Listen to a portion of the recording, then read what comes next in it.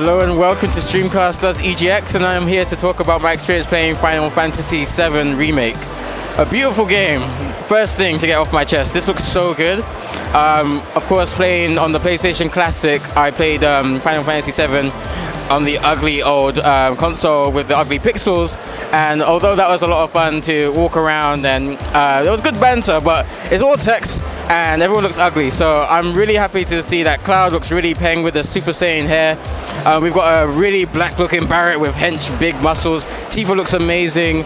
I can't wait to play as all these characters. The gameplay is amazing.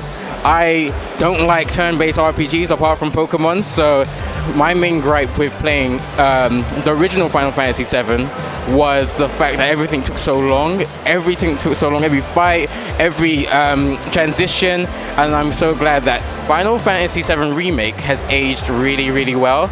And it is more like a fighting game, like this real-time RPG element has given me fighting game vibes, and I'm a fighting game player first and foremost, so I really, really can't wait to get the third of the whole game in March. So we've had the absolute pleasure of playing Kakarot. Well, I've had the pleasure. How did you find it? It was alright. Like, you're a pagan. Wow, really? Already? It's better than alright. I think because like I've played a lot of like Dragon Ball Z games up to this point. I'm just seeing the same story and it just looks shinier for me. I don't like how open world it is. I don't like the random fights that you get into. Like, it feels like they could have done like Cybermen instead of random robots. Do you know what? I'll agree on that one. I feel like there's a lot of source material and they could have done a bit more with it. Also, the combat, I think I'm just so used to Budokai and Budokai Tenkaichi having like smaller worlds. This just feels like so free. You've got like so much room to move when you're fighting, and it just wasn't for me. I just didn't really enjoy it that much. So Isaac is a pagan because he's a hater. Now, we had a discussion earlier. We had a discussion earlier, and it was a true discussion that I haven't played since Budokai. So this is a reintroduction to the series for me. I like the fights. The fights for me, because it's so open world, felt like Dragon Ball Z, because you're able to like use the terrain, shoot from far, get range attacks in, but still get proper range attacks, because you're using the whole field. Yeah. It was interesting, so I played against Raditz. It was very interesting fighting him.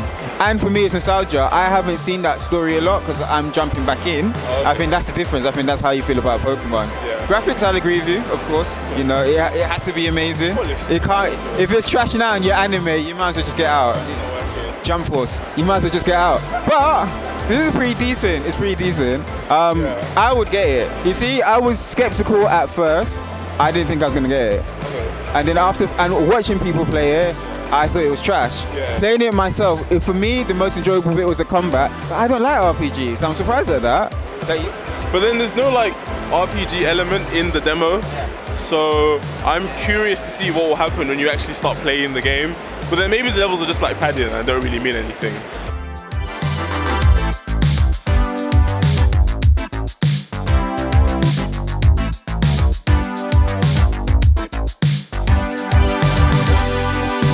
I basically just played a little demo of Snow.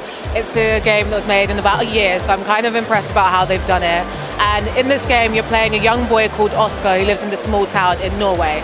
It's set in the 90s and the town's enclosed, but in the outside world, it's 2016. Oscar, the main character, is a young boy and people treat him a little strangely, but you're not quite sure why until you get a little bit further into the game. And Oscar, he goes through a little bit of stuff. When he sleeps, like his dreams are in 2D, but then when he's in the normal world, everything is real.